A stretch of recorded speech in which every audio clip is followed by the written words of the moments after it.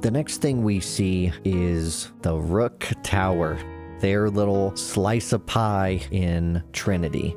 I think we're going to get this flying in shot onto wherever Vivian and Ulysses find themselves on this tower. But while we're doing that, I don't know. Why don't you tell me what the Rook Tower and like their complex looks like, you two? The Rook Tower is primarily influenced by Greek and Japanese architecture. The entrance has large Corinthian columns and an initial lip that is very Parthenon adjacent, very angular and square, forming a solid base against the ground and allowing a certain sense of grandeur for those approaching or walking nearby. The design of the tower itself is an homage to a traditional Japanese pagoda, which were originally used as reliquaries and seemed fitting for the family's enterprises in this new world. The tower is broken into segments. The traditional angles of the tower's style continue to serve their function even here on this new and strange world, with the heavy rainfalls that sometimes blow through, as well as the strong winds that crash against the cityscape of towers. However, the distinct style here is somewhat inverted, where instead of sequential layers of the same angular roofs leading the whole way up, there is an angled roof followed by an inverted version of the same roof, creating almost dual pyramids going up and down that fan out from the center of the tower itself. It leads to jagged edges that line the skies in a symmetrical pattern and cast equally jagged shadows as the sun never sets. While as much of the tower as possible, specifically the columns near the ground floor, are made of wood imported from Earth itself, the rest of the tower is constructed of metal and stone, but the aesthetic is still tailored to match. Sleek metals, carbon fibers. In the gaps of space between these pyramid-like angles, there are a series of mechanical flaps that extend, retract, and twist in the wind, fanning out in intricate patterns that are clearly programmed by a mechanism inside that contort and shape the passing wind against its intensity and funnel it forward to create distinct sounds that echo throughout the city. While the tower's formal name is the Rookery, the musical shapings of the metal have earned it a nickname with the locals, the Woodwind.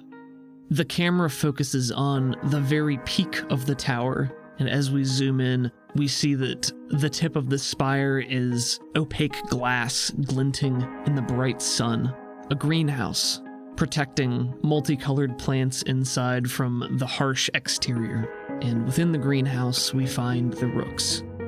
Are you two sitting and enjoying the greenery? Do you work on these plants? Does someone else do that? Vivian attempts to work on the plants, but then everything she does is secretly corrected overnight by the actual staff. Right now, I believe that Ulysses and Vivian are seated at a stone table in the garden. Ulysses is working on Vivian's cybernetics in her hand. Oh, her hand is absolutely mangled. That's why she was wearing gloves the previous night when she went out to the club. It turns out beating a man half to death has some collateral damage for circuitry. It wasn't half to death. It was full to death. No, she beat him half to death, and then Keaton pulled the trigger. So, morally, she's scot-free in that. Yeah, I think that's how morals work. When they weigh her heart, that death won't be on the side that gets heavier, Well, I guess it's true what they say. Allie Nesbitt's a psychopath. Ulysses is dressed in loungewear, I guess is the best way to say it, with an over-draping cloak that looks almost tabard-like, only it favors one shoulder more than the other and is not belted in the middle. So it would probably billow quite a bit were he standing, but as it is, it's just bunched fabric. Although, of course, he's made sure to keep his elbows and forearms clear. But we see him sitting there. From his right arm, several of the raised hexes are lifted off of his arm. The yellow-orange circuitry is glinting in the light. Several spindly tines of metal extend out from beneath the surface of his skin into small tools that he holds in the same hand with which he works on Vivian's circuitry. And from a first-person perspective, we can see that his view is drastically zoomed in as he looks at the very smallest components, sitting with such rigidly still posture so as not to make the smallest mistake, and the occasional small hum of energy from his tools or spark cast aside. How did you say this happened again? Oh, I just, the punching bag is so terribly hard downstairs. That's never been my experience with it, but I suppose I don't hit things as hard as you do. I mean, who does, really? She says, looking off, making sure her sunglasses are up. Ulysses would like to insight this roll, or insight this statement to see if she is telling the truth here. Yeah, let's roll it. Can I roll a performance? Yeah, that sounds good. Does Ulysses find Vivian attractive? Yes. Yeah, I get a +2, baby. What should I use to contest this, Caleb? I think it's spirit.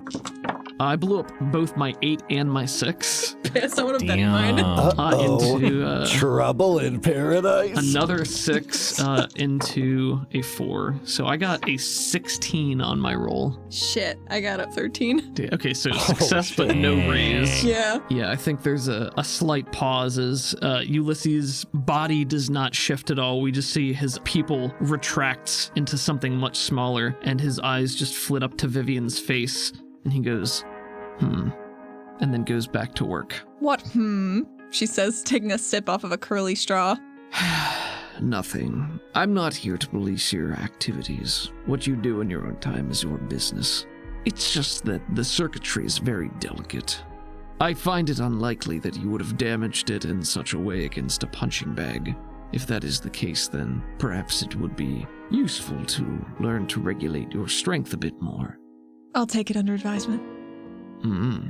Did you learn anything useful while you were working out? I learned that I need to work on my footwork more. Do I need to take a look at those next? If you wouldn't mind. It's been an adjustment period. I'm still bumping into stuff a lot with my hips. Can we maybe just reduce those slightly? I'm afraid I can't assist you with cosmetic surgeries. I just don't know what's in there. Is there anything superfluous we don't need? Is there? I don't know. How much do you like bones? She Got doesn't any know extra anything. bones rattling around? Yeah, she got some extra bones. I think he leans up this time and pulls his hand away from hers and says, I truly don't know any more about this than you do. I'm happy to take a look, but from our preliminary examinations and all the data, no. The only differences are the cybernetics that I've installed for you.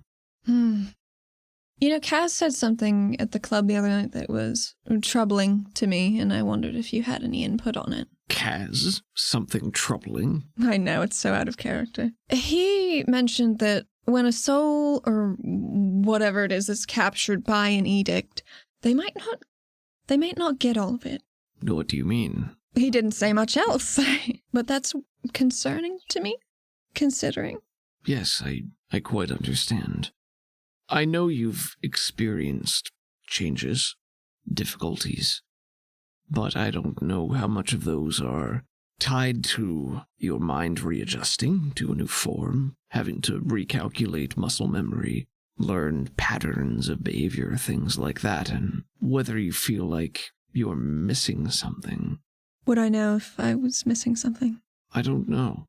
It's possible. If you remembered something that was no longer there, if you don't feel like yourself anymore, but again, you've had so many changes, Vivian, and I'm no expert in what we're talking about. I've only begun to stick my toes into that particular pool. How do you mean? She dials in on that bullshit. I mean, the looking at edicts, looking at how the transference occurs, everything that's just happened already. When we were in the tower and I was looking at the hardware from that other edict, the fake edict. It's all new. I don't know that it is, because apparently you've had one for quite some time, and you didn't tell me about it. He straightens up a little bit, inhales, but looks at her fully. No, I didn't. Why? Considers for a long moment. Because I didn't think it mattered, and now, quite clearly it does. It matters so much, in fact, that I might be responsible for this entire chain of events. Well, A, self-pity's not going to get you anywhere. B, let's talk about this. Very well. What have you been doing with it? Trying to learn. I'm not sure I can go into details at this time, but I want to study the energy patterns, how the process of collection and retention work, the accuracy, the knowledge that could be gleaned. If it's a matter of turning the essence of a person into data, or something more, if we could access it somehow, or... There are many possibilities right now. It's simply an unknown. I don't even know what the crows know, and that's certainly not information that they're going to part with, not out of hand, at least. I think we're in a good position to get some more information out of them. As do I. You said when they collect, not everything is taken, but you don't know more than that. I could ask Kaz, but we moved on kind of quickly once Tag Wilder showed up. Kaz might not be the best individual to plumb for depths of knowledge, especially when it comes to trade skills. Keaton might know some stuff, but I don't think he's going to tell us. Unless we have something of value. You have many things of value, but I think your assessment is adept. Well, value to him and his work. Of course, whatever that entails. We could try Bubba. He's friendly enough. I don't wish to obtain knowledge through subterfuge, at least not in this sense. I think Vivian laughs a little bit. Not in this circumstance. No, I think now is the time for allies, at least in some avenues. I'm sorry I didn't say anything. I truly didn't think it would matter, and I didn't want to indicate that I would know more than I already do about your circumstance, because I don't, and I'm not confident that my research will be able to do anything substantial in the short term. Patterns of energy, placement, displacement, how things move, how energy transfers, it's physics. It's all physics, but layers of the science that we don't understand yet, but the collection of atoms, molecules even. If the soul is merely a collection of those things, then learning how to arrange them is tied to how to store it, how to procure it. In theory, that is. And I am sorry that I didn't tell you how I hurt my hand, because I need you to have plausible deniability if we ever go to court over it. Oh, good. I am looking out for your interests at all times. Are you? I know this has been difficult for you as well. Can't pretend we entered into this arrangement in a typical fashion. Ulysses, all of my social circles abandoned me. My family ousted me. Luella saved me, and now she's dead. You're my only person in the whole galaxy anymore. And I'm going to take care of you as best I can. I've got a job to do.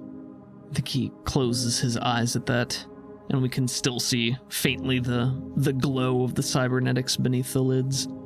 I quite know what it's like to be abandoned. And you were one of the few to show me kindness at that time, even passingly. I suppose I resented that my sister used me in that way. It was fuel for the fire, that she had started to bring me back into the fold and then showing me kindness and then using me as a prop, a bargaining chip, political leverage, a legal loophole to help her friend. And I know that's not fair to you. But that is the reality. And that's the game we play. The stakes are high, and sometimes you have to make an unexpected move. It's strange to know that you're so much older than I am, and more experienced. You've been in these games for so long. Can you truly blame me for being cautious? I think she just answers with a slightly wet sniff. These allergies are out of control. Maybe we should have done this in the lab. I have filters I can install. So you can fit stuff in my nose, not my hips. I didn't say I couldn't fit things in your hips. I thought you were asking me if there was already anything there. Wouldn't fitting things into your hips make them wider, not smaller? Not the way I do it. Baby!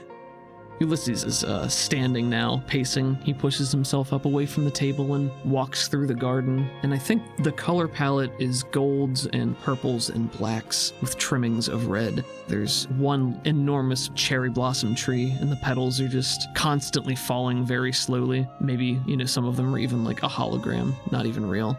And then he makes his way back, and he says, "I'm sorry. I know this entire situation has been difficult for you as well.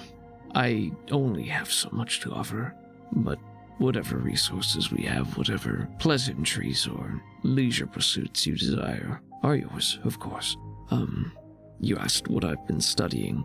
You you familiar with my debacle from some years past? I think debacle would be putting it lightly. Do you think it was a smear job? Well, I spent enough years questioning it, but I don't know. If it was a smear job, it would have been my own mother or my sister, but hardly matters now. What's done is done.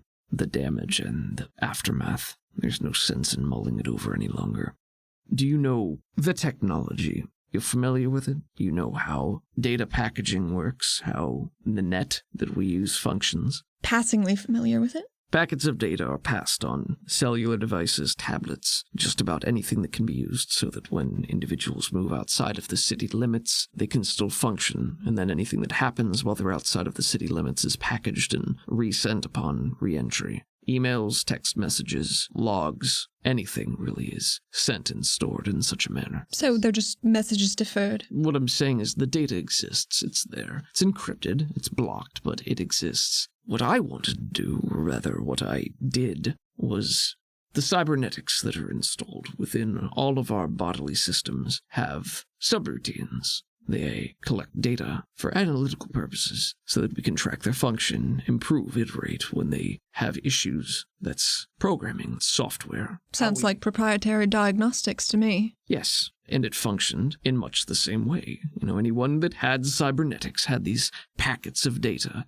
All I wanted to do was have them pass the data on the biometrics back to the central server for troubleshooting, for data collection. So we would have a better idea of what people are facing, what they need, so that we could improve our product and make sure that we're giving people what they want. Does that make sense? Yes. And would you care how many beats per minute your heart runs, or what your total cholesterol level is on a 24-hour basis? No, How much I'd a love to slice know of that. cheese would affect you, the different stress levels you experience, their effects on the circuitry in your body? Wouldn't all of that be good to know? Does that infringe on private healthcare? What does it matter? I'm just asking. Well, I'm asking, what does it matter? These people don't care about that. They're never going to track it themselves. They're going to live and get sick and get better or die. From a licensing point of view. The licenses were never brought up to me. I'm just saying that's where it could have come from if you faced opposition and leaks. He's sort of breathing hard at this point, just frustrated that he's having to go over this again.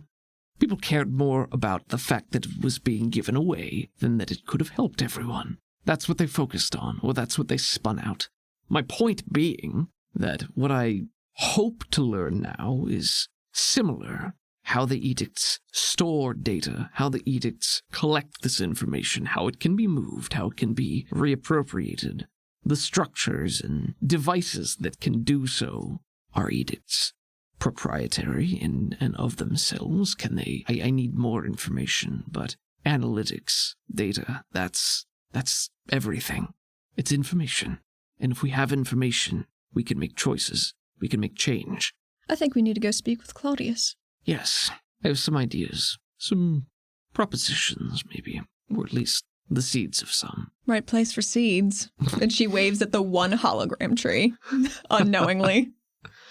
How does Ulysses receive, text messages? Google Glass? Basically, he does have, a cell phone, but the cell phone is linked to his cybernetic eye enhancement that allows him to view things, but more specifically, he has it set up so that he can have the message read to him by his little artificial narrator. So he gets the message, and then he gets a ping in his ear that tells him he's gotten a message, and then he can just think to play it, and it'll play the audio transcription of the message. Well, you get a ding from your niece, Luella's daughter, affectionately called Addie for short by the family, Adeline. You got a message from her waiting. He will select to play it. I think it's just a press release that she has written, and it's telling the public what happened in the tower. You, of course, didn't hold it back from her. I mean, it's her mother who's currently in a coma, potentially dead. She hasn't sent this anywhere yet. She's not giving you any context. She hasn't written hey, can I post this somewhere? She's literally just sent you a press release that she's written up saying, did you tell her it was a counterfeit gun, or did you just tell her it was a edict? He told her that there was some sort of issue with an edict. I don't think he would have gone into the fact that they thought it was a counterfeit at this point, because that's still very in-house information. So he doesn't want to lie to her, but he also doesn't want to give her stuff that if in her inexperience she accidentally tells somebody else, it would cause greater problems. Well, take a Benny for me, because that's definitely going to come to bite you later. character. And her message is calling out the crows and saying this technology isn't safe. You know, it hurt my mother. She might die from this. They're not doing a good enough job in quality control. Something needs to be done about this. They can't be allowed to sell them anymore. And she's written it in such a way where it's signed in your name, which you realize is probably why she sent it to you. But she's written up the whole thing, sent it to you. No context. What you want to do. It's just a text message. Is it professionally proofed? Like, did she do a good job writing it, even if the content itself is not what he wants? Yeah, to kind of a degree you wouldn't expect from her. She is mostly really interested, like you, in technical things, heavy into engineering, I think, and technology, really interested in cybernetics mostly. So maybe you think she like plagiarized this and put some stuff together, or maybe she had somebody else do it, which would be concerning, but it seems very professional, and that seems out of character for her. I think he's going to speak aloud to transcribe the message, and he looks over to Vivian and says, I've just received a message from Addie. She's put together a mock press release. Calling Mom. Nope. I'm just kidding. I was just kidding. She's effectively trying to go public with the information. Well, you know, I love Addie very dearly, but we cannot let that get to press. No, of course not.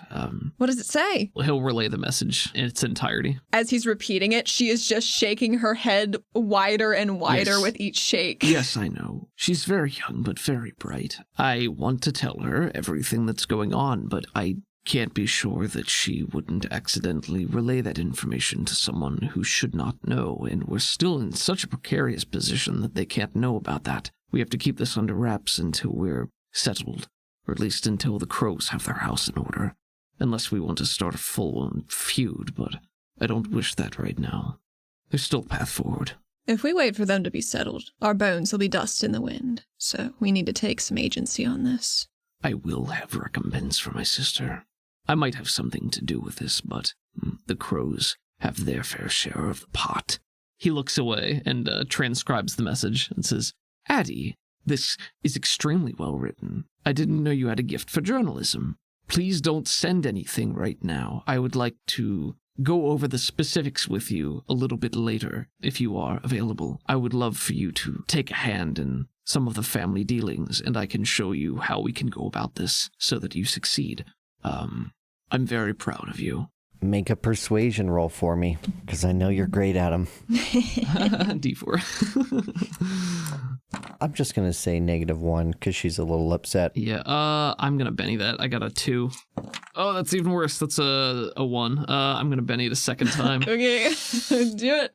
No, I got a 3. Shit. You know still what? have Benny. I have 2 Bennies. I mean, Doug, It's better if it fails, though, right? That's just gonna It's cause a lot of juicy. problems. Okay, it's juicy. That's fine. I'll let it stand. It'll fuck me up real bad. Yeah, Claudius has always wanted to kill your sister. Well, you know. there is just ... K. Well, I think it was very well received. Hard cut.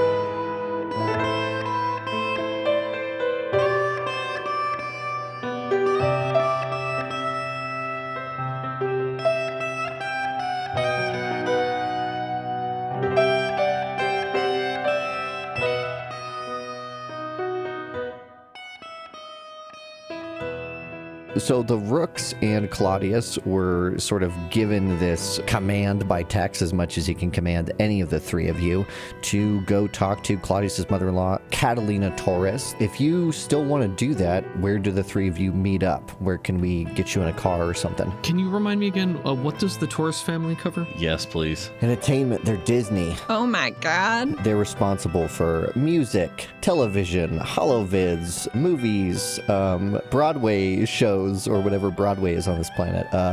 Doveway shows. Every form of entertainment has to be licensed through them. They're kind of a hybrid family where much of it they produce themselves, but if you want to make television, I mean, they'll sell you a license. They have certain restrictions and stuff they care about and, culture stuff. In some ways, they have the most public-facing license. If they put too tight of a stranglehold on things, the common people aren't going to like it very much. Where are the Torreses? Torai? The Torai. Yeah, where do they live? Definitely the Dove Strip in the most ostentatious tower there. Probably lit up with multicolored lights at night, constantly playing like ads on every window. Like Times Square-esque? Yes. There's a little window at the top of the tower with some long hair flowing out of it. The hint of a frozen head behind it. Boy. So it's on the Dove Strip, and then it's also like, I guess I'll describe it when we get there, unless you just want to start there. We could meet in the lobby of the John Henry Tower. The tower. Sounds good to me. Brought over by a driver. We are taking our own car. Vivian is very, very certain about that. Is Vivian a good driver? She's not driving. Oh, You think we're poor enough that we need to drive ourselves? Maybe you like it, like Keaton. Or maybe he's just poor. I don't know. I don't know his life. My poor son. You can meet in the lobby, so you don't want to carpool. That's fine. I guess I'll get a driver. It would be convenient if we were in the same car and we could talk on the way over. So we see Vivian walk in by herself, leaving her fancy car outside, running with its driver, and Ulysses probably, I don't know, his equivalent of a phone game, which is probably like solving the equation from Good Will Hunting. He actually loves Candy Crush. And I assume Claudius is waiting and ready. Is he looking super tired from the night before? He didn't sleep well last night. He doesn't sleep well most nights, but he's done his best to make up for the tired face and eyes with a very crisp outfit. He's not very good at fashion, so he keeps it simple. And he's going to meet his in-laws, which has not always been his favorite thing. So he's trying to look the best that he can, at least to maybe buy him some points in that arena. Vivian, on the other hand, walks into the tower in an absolute storm cloud of a dress. It's billowing black-gray fabrics trailing behind her. She has like an opaque black hood trails over half of her face, but she has this really ornate gold jewelry that kind of looks like deer antlers as a corset, like wound together and molded to her shape with some ember-looking gold flecks throughout the fabric. But she also has like a little ear cuff that almost looks like if a Valkyrie wing was like made out of antlers. So fancy. She's always gotta be fancy, except in the last scene where I imagined her in just workout leggings the whole time. I just imagine Claudius like a cartoon character when they open their closet and it's that bit where it's the same 15 outfits. It's just that in like 18 ombre shades of gray.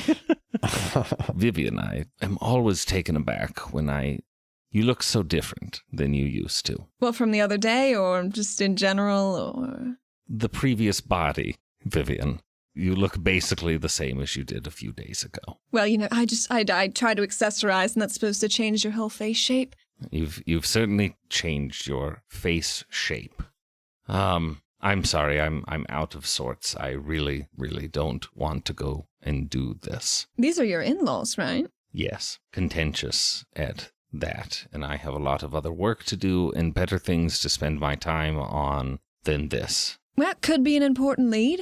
And I'm sorry if my appearance has been off-putting to you in any way, she says as she clacks away towards the door, assuming he'll be following. He's definitely looking the other way and starts to talk and then looks, all right. I guess we're riding together, and walks outside.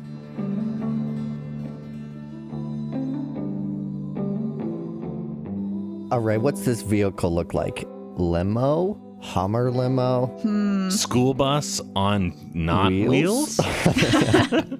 No, I think it would probably just more limo adjacent. So the car you have is this extravagant limo of the future. Very similar to a limo you'd imagine in this day and age, except the sides are not like a door at the very back. Instead, the entire back side comes up in like Lambo doors, angel wings, whatever those are called. And then the wheels have rubber with white circles around them, like those racing tires or like, what Lightning McQueen would have. Ooh, white walls. And then sticking out from the front, like coming out from the wheel wells on either side of the front 2 tires are almost like these little wedges, like the front of a ship, like peeking out ahead of the car by a few feet. There's almost like this space in between both of them, like 2 feet deep before you get to the front windshield. And then the back rear wheels are hidden inside of the limo. You can just see the bottom of the whites sticking out from the bottom of the wheel wells. And then there are 2 fins above the back wheels, like on the back of the car, just sticking up, just like fins, like a whale. Like a whale. The only question I have for y'all is it a black limo or a purple limo? Purple's nice. It's a purple limo. Can it have like that ingrained like glitter like some car paint does, you know what I mean? I think that's called metal flake. Ooh, or is it an oil slick one? Oh, like changes colors? Yeah, it's kind of like that rainbow oil slick sheen. Why not both? Oh, okay. Yeah. Okay. The paint job is like a limo you'd paint in GTA. Perfect. No problem. Yeah, the 2 of you climb in. Ulysses waiting for you as you take off towards the entertainment complex of the Taurus. Awkward silence? What's the mood in here? Ulysses will, of course, greet Claudius as he enters, gives him a nod, waves a hand to the fully stocked bar. He seems to be holding a glass of cool water. Claudius, thank you for joining us. It's good to see you. Quite good to see you as well, Ulysses. I think the recognized thing to do here is to ask what you're drinking, but that's a pointless question, isn't it? It's water. Quite boring, I'm afraid. Healthy, hydrating. Just one of those stupid questions that you're supposed to ask. I might have something stronger. I told Vivian I'm not looking forward to this, if I'm perfectly honest. I could make you something stronger, but you might not want to be too sloshed before we get over there. No, I'm a 2-drink and water the rest of the night kind of partier. I trust you to know your limits and to work within them.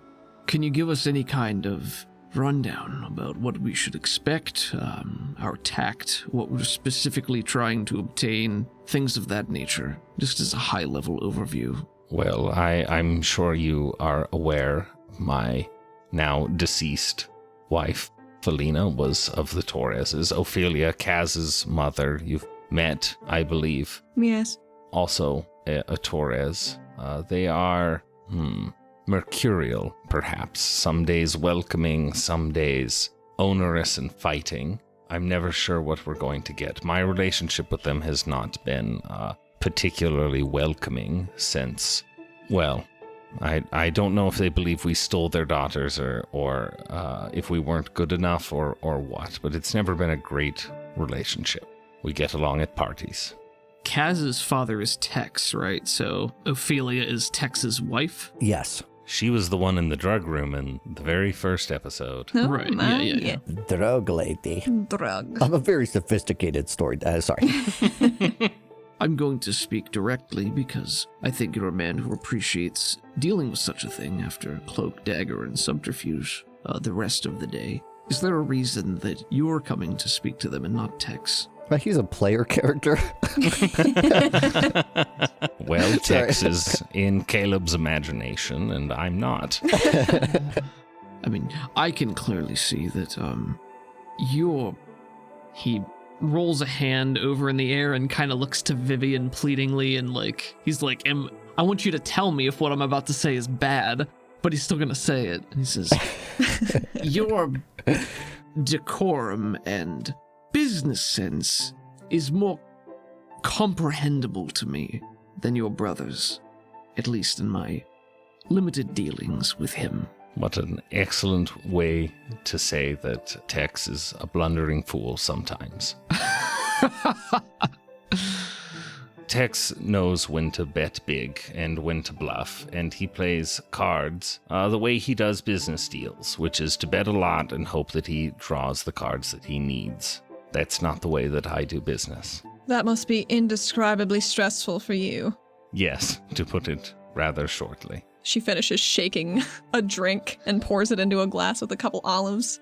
A pair of lights, emergency lights, comes up in the rear view mirror, maybe unknown to the less perceptive of you, until your driver swerves with an audible like, oh, to the right as this car just comes barreling past. It's very clearly a vehicle that's been designed to survive the extreme cold in the El Despoblado. It's almost like one of those storm chaser cars where you can't see the wheels. The side skirts are literally grinding at every minor turn of this van as it flies past you. Reinforced plates have just been welded or bolted onto every side of this thing. And then half of it is covered in this chitinous, in this chitinous, I don't remember which one's right, armor almost of the hides of dead creatures killed on that side.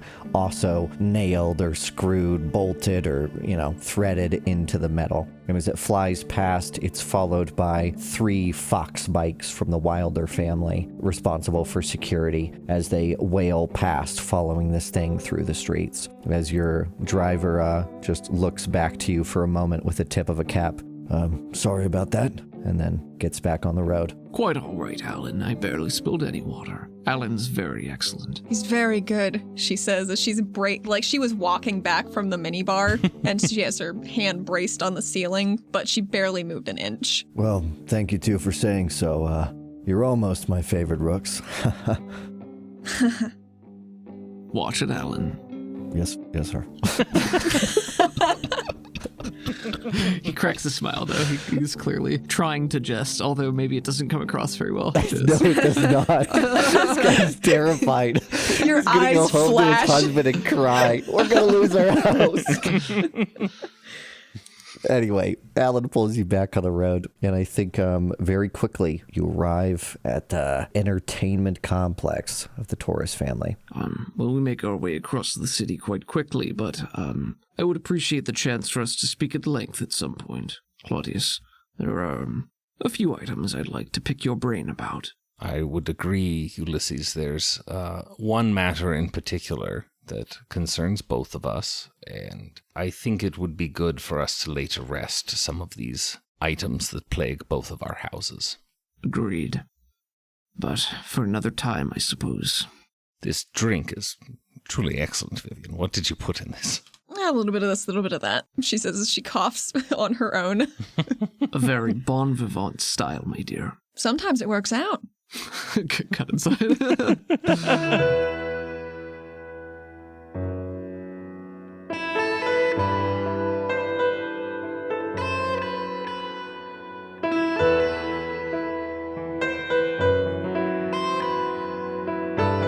Where to start? Thank you for listening to Terminus. We're going to be at Genghis Con in February. I believe it's February 23rd through the 26th of 2023. Me and a lot of the Crow Boys will be there. If you want to join us, feel free. We'd love to get together and play some games at some point. I plan to run a couple games. I'm running out of time to say that on the Genghis Con website. But once I get that figured out, you'll be the first to hear it here, and hopefully I can tell you the exact dates and times at which I'll be running games so you can sign up for those first, hopefully, if you're coming. We've had a lot of fun with Genghis Con. Every year we've gone, it's been great. We end up just hanging out and playing games most of the time. If a ton of you show up, that probably won't be the case, but I'm going to be honest, if you show up for Genghis Con, we will get some board game time in with you, because not that many of you are going to take us up on this offer. So hope to see you at Genghis Con. But moving on, thanks to all my cast this week. Thank you most of all to all of our patrons. We got a few new ones. Thanks to our patrons, Niles McDonald, great name.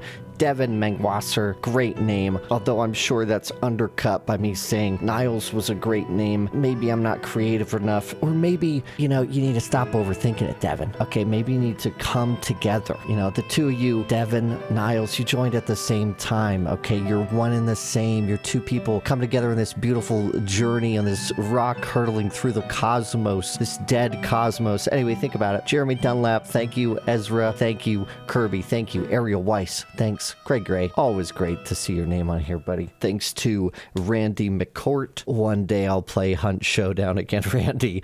One day. Thanks to James Wright. Thanks to Ethan Cooper and Ataziel. Music on the show was provided by myself or William Ecker. You can find his work at musicdirector.bandcamp.com. Savage Worlds is owned by the Pinnacle Entertainment Group. What else? Thank you for listening. We will see you next week.